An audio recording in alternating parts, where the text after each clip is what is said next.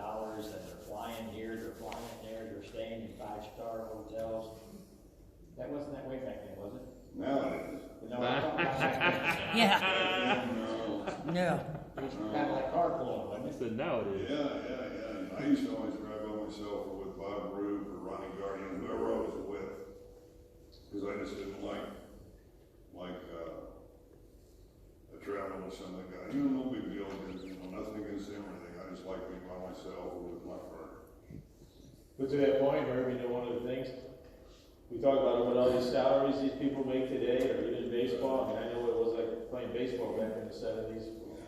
We got in here Sam Muchnick's financial ledger where it shows what he paid out to these wrestlers. You'd be surprised. Cool. That's cool. Yeah. You know, that's where it was. Sam was probably The best paying job. one of the best in the business. Yes, sir.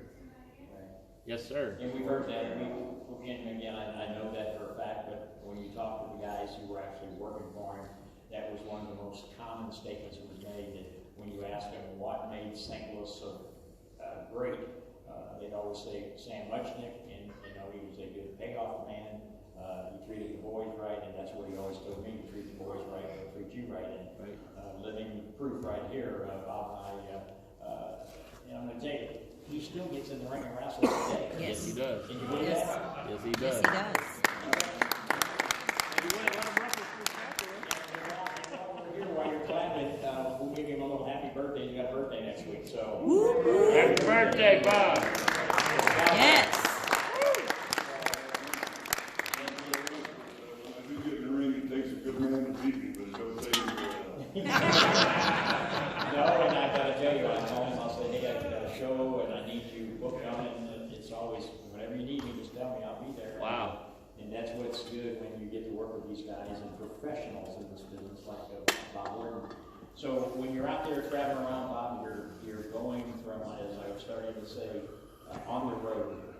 You may be in this town tonight, and then tomorrow night you're 300-400 miles away when you're out on the road. Tell the audience how that was. Sometimes living in those little hotels and where they left the lights on for you. Oh. Okay, Tampa, Florida is where we live when we work Florida. Just for an example, Monday night it was either in Orlando or West Palm Beach. Tuesday night is home. Wednesday night was Miami, maybe 300 in Miami. Friday night was Tallahassee or Lauderdale. Thursday night was Jacksonville. And then on the weekend, usually have a show within 100 miles of Tampa. Yeah. Right. When he was off Sunday. Yes. Thank goodness for Sundays, I'll tell you. So one of the questions that I know you get asked all the time, because later in your career you went to New York, and after a while you and Piper got tied up together. Yeah. Tell the audience what kind of guy Roddy Ray Piper was. Never a dull moment. No, never. I can imagine.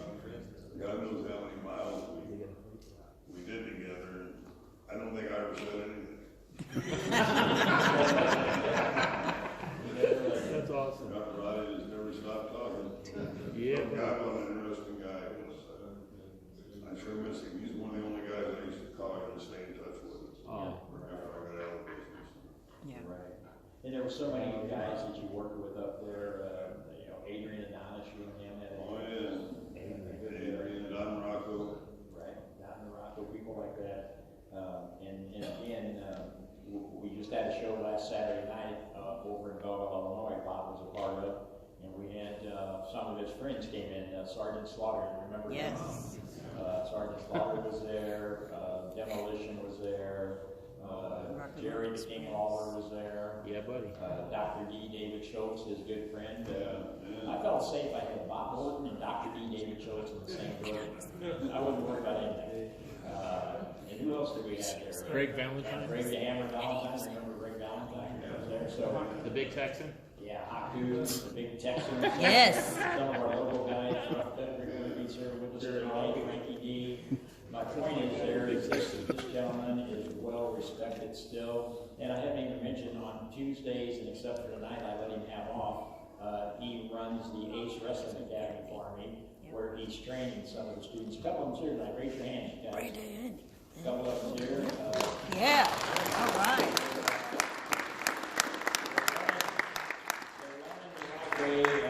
And I've been there. I stop by there periodically when I have time, and a couple of times when I've been by there, and I tell the story of some of my senior men in the locker room that help Bob.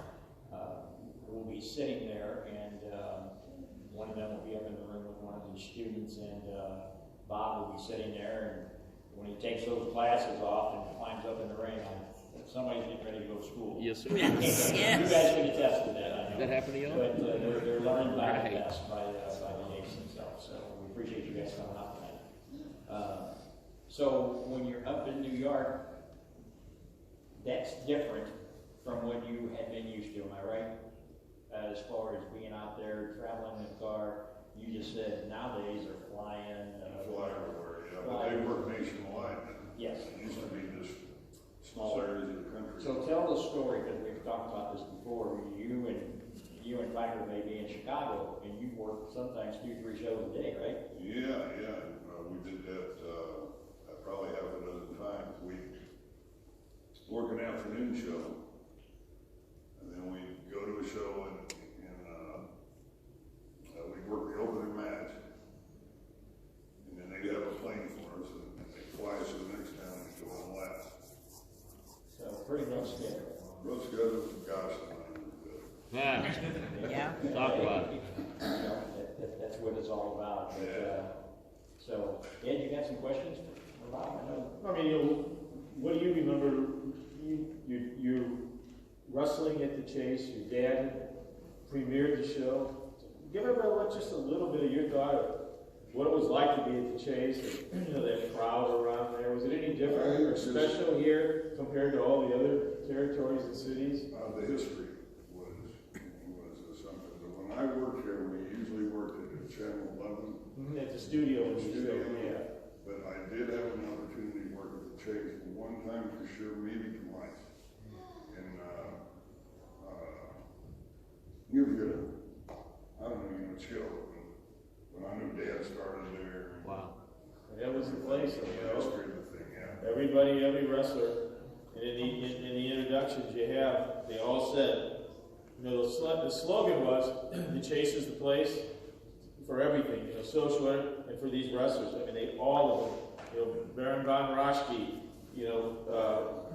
Bob, Jerry Briscoe, they all talk about the Chase and St. Louis and Sam Much, all high regard. That was the epitome of professional wrestling in those days. When you got the call to come here, everybody was really happy they got to